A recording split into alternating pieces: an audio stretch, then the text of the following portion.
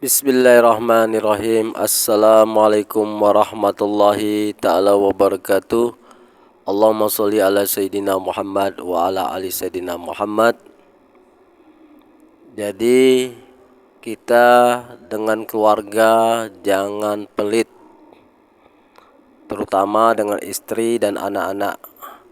Apabila kita mendapat kelapangan rezeki, itu harus dibagikan dengan istri dan anak-anak, karena sedekah yang paling besar pahalanya ialah kita memberi rezeki, memberi pada anak-anak kita. Yang lebih sebaik-baiknya kita bersedekah itu ialah kepada keluarga kita dulu, kepada istri dan anak-anak. Jadi kita sebagai suami, apabila kita mendapat kelapangan rezeki, uangnya jangan kita sedekahkan dengan orang-orang di luar keluarga kita dulu. Berikanlah kepada istri dan anak-anak, karena pahalanya kata Rasulullah lebih besar memberi istri dan anak-anak. Jadi kita dengan istri dan anak-anak jangan pelit, karena istri kita nggak bekerja di rumah, mencuci, menggosok, mengurus anak, mencuci pakaian, dan sebagainya. Sedangkan anak butuh makan, minum, pakaian, uang sekolah, uang paket, karena mereka belum bekerja. Allah Subhanahu wa taala memberi kita rezeki yang banyak bukan untuk kita pribadi sendiri, tapi Allah Subhanahu wa taala memberi kita rezeki kepada suaminya itu untuk istri dan anak-anaknya. Semakin kita mendapat banyak rezeki, semakin kita banyak mendapatkan uang, itu sebenarnya rezekinya untuk istri dan anak. Karena anak dan istri tidak bekerja, Allah berikan rezeki kepada kita melalui kita. Maka dari itu kita jangan pelit dengan istri dan anak-anak kita. Apa kebutuhan istri kita, kita kabulkan, kita berikan. Ya seperti minyak goreng, beras, gula pasir, semua yang kita cukupi untuk istri kita. Dan kita beri uang lagi untuk belanja, untuk jajan, untuk beli paket. Dan anak-anak kita juga kita cukupi kebutuhannya. Apa kebutuhan anak kita? Kebutuhan sekolahnya, kebutuhan pakaiannya, makanannya, minumannya kita belikan. Karena uang yang diberi oleh Allah Subhanahu wa taala kepada kita tadi itu pada hakikatnya untuk istri dan anak-anak kita. Kita hanya pelantara. Jadi kalau kita pelit dengan istri dan anak-anak, Allah Subhanahu wa taala akan pelit juga kepada kita. Jadi sebaliknya, kalau kita royal pada istri dan anak-anaknya, lihatlah rezeki kalian akan melimpah ruah. Jangan kita kalau ada uang kita simpan, kita selip-selipkan di dompet. Istri kita minta uang kita bilang gak ada. Jangan.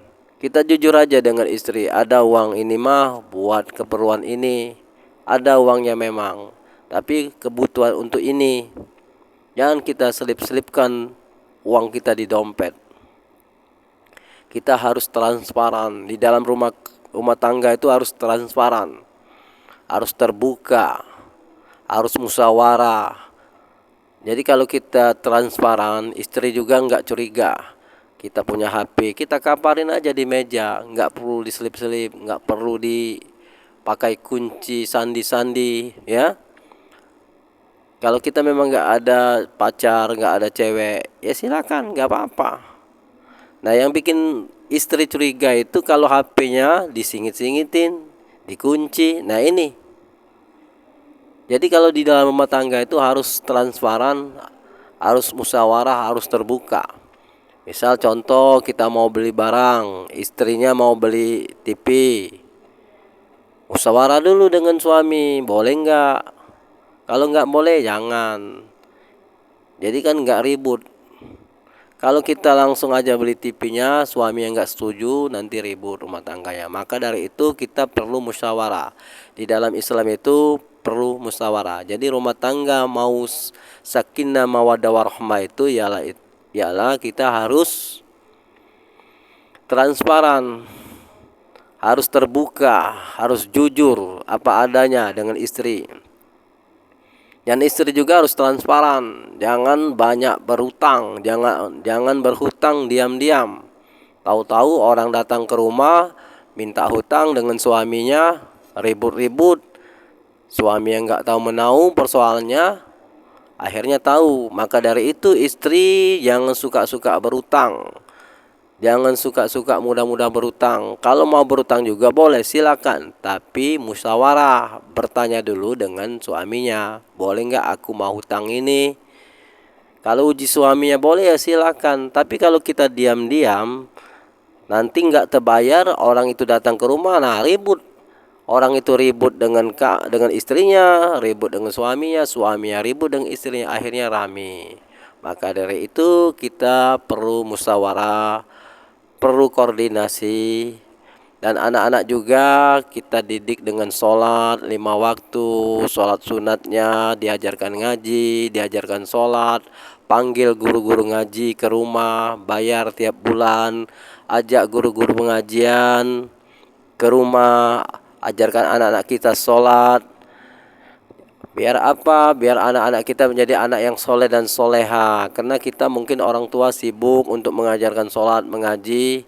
Biarlah kita metu uang sebulan sekali untuk guru pengajian, untuk guru ngajar sholat. Gak apa-apa, pahalanya lebih besar. Karena kita sibuk bekerja, istri di rumah sibuk, ya suami juga sibuk di luar. Maka dari itu, ajak guru ngaji, ajak guru belajar sholat, ngajarin sholat untuk anak-anak kita, agar anak-anak kita bisa sholat, bisa belajar ngaji, bisa baca Quran. Itulah rumah tangga yang sakinah mawaddah warahmah, saling pengertian, saling terbuka. Kalau rumah tangga kita saling terbuka dan musyawarah, insya Allah mawaddah warahmah menjadi rahmat bagi rumah tersebut. Maka dari itu, untuk suami jangan pelit dengan istri dan anak-anaknya. Apabila lagi lapang banyak rezeki, berikan makanan, minuman, bawa ke rumah oleh-oleh dari tempat pekerjaan kita. Itulah tip dari saya. Assalamualaikum warahmatullahi taala wabarakatuh. Mohon maaf lahir dan batin.